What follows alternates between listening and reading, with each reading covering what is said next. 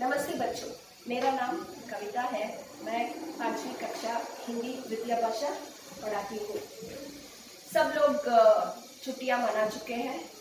आज नया साल शुरू हुआ है आप लोगों का। आज आप 5वीं कक्षा में बैठे हैं। आज मैं आप लोगों को हिंदी भाषा और व्याकरण के बारे में कुछ बताना चाहती हूँ।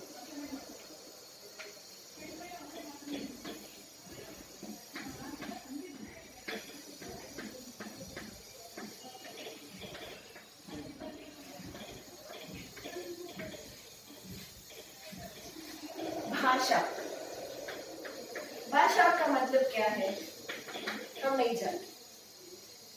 केवल मनुष्य ही भाषा का निर्माण कर सकता है। कैसे?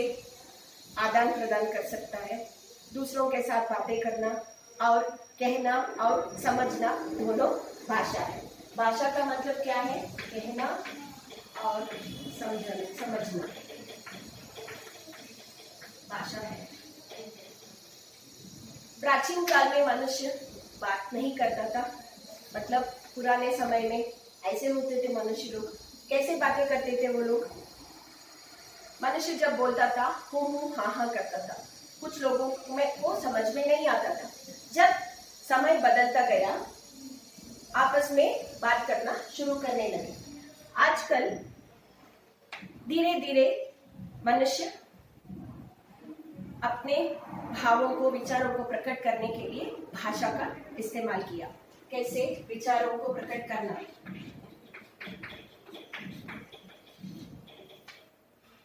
उदाहरण दे सकते हैं। एक दो लड़के खड़े हैं इधर, आप देख सकते हैं। इधर दो बच्चे खड़े हैं, दोनों वार्तालाप कर रहे हैं। आजकल कैसे हम लोग बातें करते हैं? पहला बच्चा कह रहा है कहो विशाल कैसे हो। पहला बच्चा ने उसे प्रश्न पूछा। दूसरे बच्चे ने उसे ऐसे ही जवाब देता है मैं अच्छा हूँ। दोबारा प्रश्न पूछता है आप कैसे हैं। मतलब कहना और समझना दोनों इस आदान प्रदान कह सकते हैं। वो मनुष्य द्वारा ही निर्माण हो सकता है भाषा। पशु पक्षी देखिए, पशु पक्षियों अपनी आवाजों से, पशु पक्षियां क्या करते हैं? अपनी आवाजों से भाषा का निर्माण करते हैं, लेकिन वो सक्षम नहीं है। मतलब समझ में नहीं आता। इसलिए हम मनुष्य द्वारा जो भी हम आचार विचार आदान प्रदान जो विचारों को करते हैं वो है भाषा। भाषा किसे कहते हैं? घर में टेलीफोन की घंटी बजती है। घंटी बजने के बाद हम लोग क्या करते हैं? जाकर उस चोंगा उठाकर हेलो करते हैं। हेलो करने के बाद दूसरी तरफ से एक आवाज आता है हाँ मैं गीता बोल रही हूँ, आप कैसे हैं? सीधा हम लोग उसी जवाब देते हैं फिर हाँ मैं ठीक हूँ। इसी तरह इसे हम बातचीत कर सकते हैं। इसका मतलब है और कुछ है। मान लो मामा जी को पत्र लिखना है, वो दूसरे शहर में रहते हैं। कैसे हमारी जो विचार उनको पहुंचाना है, पत्र के द्वारा हम लोग पहुंचा सकते हैं और पत्र लिखकर भेज सकते हैं। भाषा का हम बोलकर या लिखकर दूसरों को अपनी बात बता सकते हैं। हम सुनकर या पढ़कर दूसरों की बात समझ सकते हैं। अर्थात दूसरों से दो तरह से अपनी बातें कर सकते हैं। जैसे बोलकर या लिखकर। दूसरा है सुनकर या पढ़कर। ये दो द्वारा हम लोग कर सकते हैं। पहला है बोलकर या लिखकर, दूसरा है सुनकर या पढ़कर। विचारों को कहना या समझने को हम विचारों का आदान प्रदान करते हैं। विचारों का या आदान प्रदान करना ही भाषा द्वारा होता है। भाषा एक ऐसा साधन है जो जानने वाले लोगों के लिए हम बोलकर, सुनकर, लिखकर, पढ़कर बता सकते हैं। हम लोग आप कहेंगे इशारों से बात कर सकते हैं, वो भी ठीक है, लेकिन एक भाषा का माध्यम वो भी एक इशारों से भी हो सकता है, लेकिन यह भाषा सार्थक माध्यम नहीं है। इशारों से बात करना ये सार्थक माध्यम नहीं है, क्योंकि शब्दों के अभाव से हम अपनी बात भली भांति नहीं समझ सकते। अतः भाषा का हमारे जीवन में बहुत महत्वपूर्ण है। हम लोग भाषा के कौशल को जानेंगे। पहले आप जान चुके हैं, बोलकर या लिखकर या सुनकर या पढ़कर। हम लोग भाषा के कौशल क्या होता है? चार कौशल है। पहला है बोलना, लिखना, सुनना, चौथा है पढ़ना। हम इन चार कौशलों के द्वारा बोल सकते हैं, लिख सकते हैं, सुन सकते हैं और पढ़ सकते हैं। इन चार भाषा के जो कौशल है, इन्हें अंग्रेजी में आप लोग कह सकते हैं या स्किल्स बोलते हैं। इसे अंग्रेजी में क्या बोलते हैं? स्किल्स। मतलब listening, hearing, reading and writing. ये सब बोलना, लिखना, सुनना और पढ़ना कौशल है।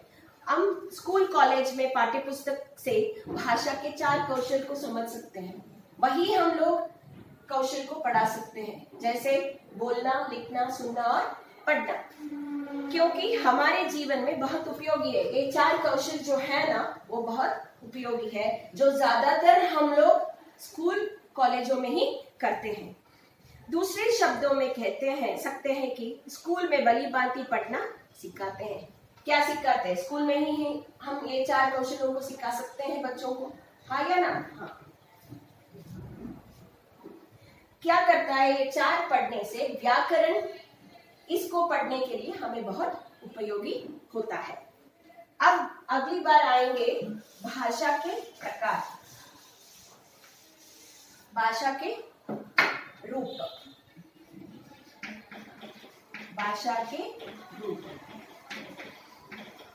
भाषा के दो रूप हो सकते हैं। क्या है? उच्चरित मतलब मौखिक। भाषा के दो रूप, एक है मौखिक। मौखिक का मतलब है ओरल रीडिंग, हम जो अंग्रेजी में बोलते हैं। लिखित का मतलब है राइटिंग। ये दो रूप है। हम लोग ऐसे इसको मौखिक रूप को हम उच्चरित भी लिख सकते हैं। उच्चरित जो भी हम बोलते हैं मुंह से, वो हम मौखिक रूप कह सकते हैं। जो भी हम लिखकर बताते हैं, मतलब दूसरों के भावों को बोलना या लिखकर दिखाना, उसे हम लिखित रूप कहते हैं। हमारे पास अपनी बात कहने के लिए दो रूप है। एक है, दो रूप कौन कौन सा है? बोलना और लिखना। बोलना और लिखना, ये कहने का मतलब होता है। दूसरा समझना है। हम लोग कैसे समझते हैं? मैं अभी आप लोगों को पाठ पढ़ा रही हूँ, आप लोग कैसे समझ रहे हैं जो मैं बोल रही हूँ? आप लोग बैठ के कक्षा के अंदर जो मैं बोल रही हूँ वो आप लोग सुन रहे हैं, सुनना। दूसरा है, जो मैं बोल रही हूँ आप शाम पट पर देखकर उसे आप लोग, जो मैं लिख रही हूँ वो आप लोग सुनकर साथ साथ पढ़ भी सकते हैं, वो है पढ़ना। हो गया? मतलब दो रूप होता है, कहने का दो रूप होता है, एक है बोलना, दूसरा है लिखना। सुनना, समझने का दो रूप होता है, वो है सुनना और पढ़ना। हम मुंह से भाषा का उच्चारित करते हैं। भाषा के इस रूप को हम जो भी उच्चारित करते हैं उसे हम कहते हैं मौखिक रूप। मतलब उच्चारित शब्दों की ध्वनियां को निश्चित चिन्ह दिए गए हैं। जो भी हम उच्चारित करते हैं, उच्चारित रूप को जो करते हैं हम लोग, उच्चारित शब्दों की जो भी ध्वनियां हम निकालते हैं, वो निश्चित ढंग से दी गई है, वो हम कह सकते हैं लिपि, भाषा की लिपि। भाषा की लिपि। हम हम भारत में रहते हैं, हम भारतवासी हैं, आप लोग जानते हैं। भारत देश में विभिन्न भाषा के लोग रहते हैं इधर, मतलब उनकी अलग अलग भाषा होती है। जैसे भाषा अलग अलग होने से क्या अर्थ है, उनकी अलग अलग चिन्ह होते हैं, उनके ध्वनियां अलग होती है, आवाजें अलग होती है, बोलने का ढंग अलग होता है, सुनने का, लिखने का उनका अलग ढंग होता है। मतलब जो भी हम शब्दों का उच्चारण करते हैं उस निश्चित रूप से एक चिन्ह दी गई है, चिन्ह है लिपि। भाषा का जो चिन्ह दिया गया है उसे हम लिपि कहते हैं। लिपि का मतलब है, अंग्रेजी में स्क्रिप्ट बोलते हैं। जैसी हमारी हिंदी भाषा में, हिंदी भाषा के देवनागरी लिपि है, हिंदी की लिपि क्या है, देवनागरी। उसी तरह अंग्रेजी का रोमन लिपि। देवनागरी लिपि हिंदी ही नहीं, उसके अलावा और भी दो भाषा है, वो है मराठी और संस्कृत। संस्कृत दो, ये तीन देवनागरी लिपि है। अंग्रेजी, जो हम लोग अंग्रेजी भाषा बोलते हैं, उसका लिपि है रोमन। दूसरा है पंजाबी लिपि है गुरमुखी। और हम लोग उर्दू बोलते हैं, वो है फारसी लिपि।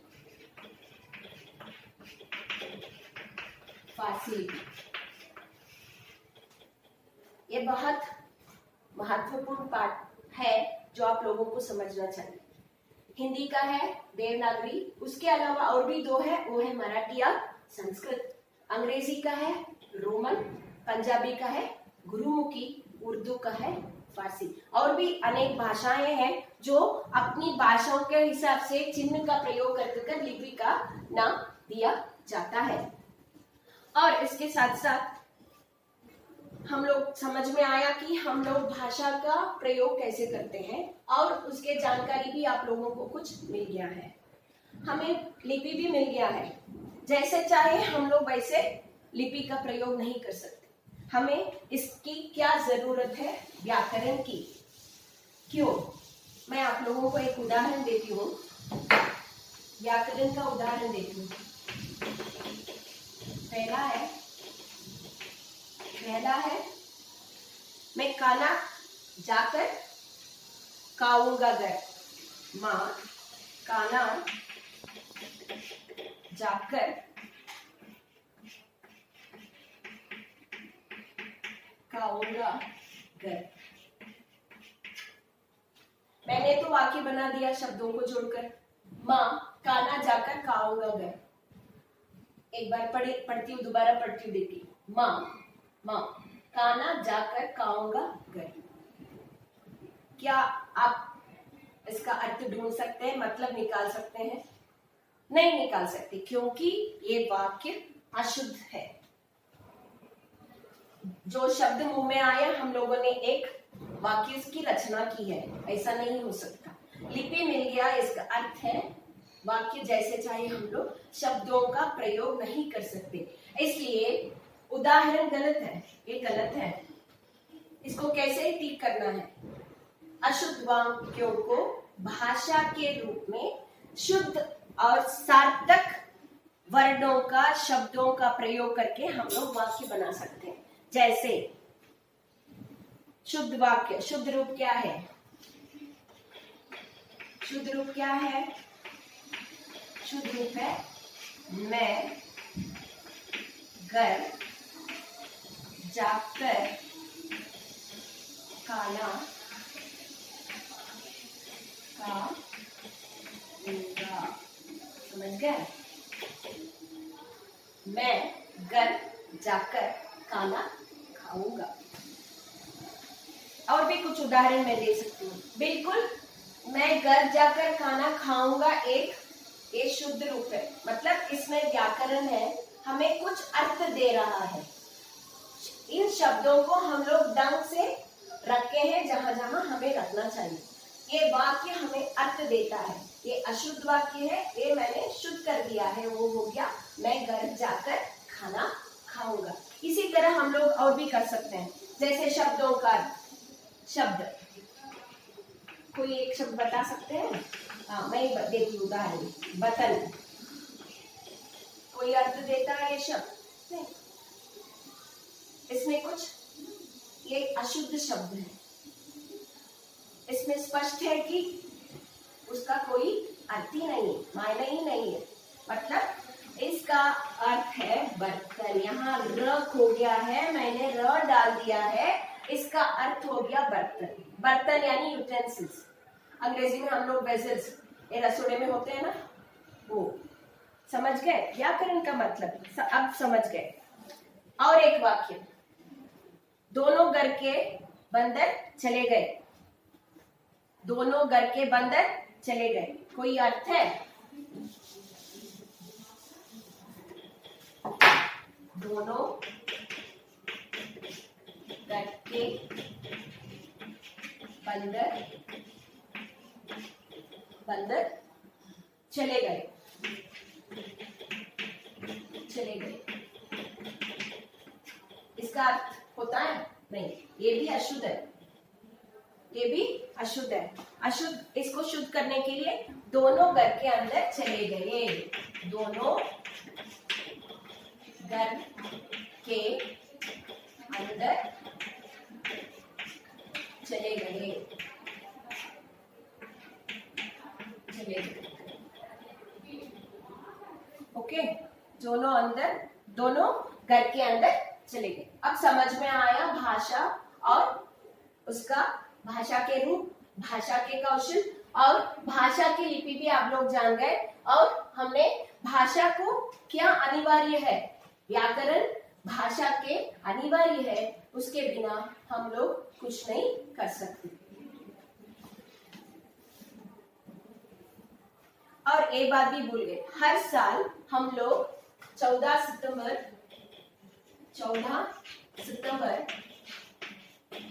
हिंदी दिवस मनाते हैं।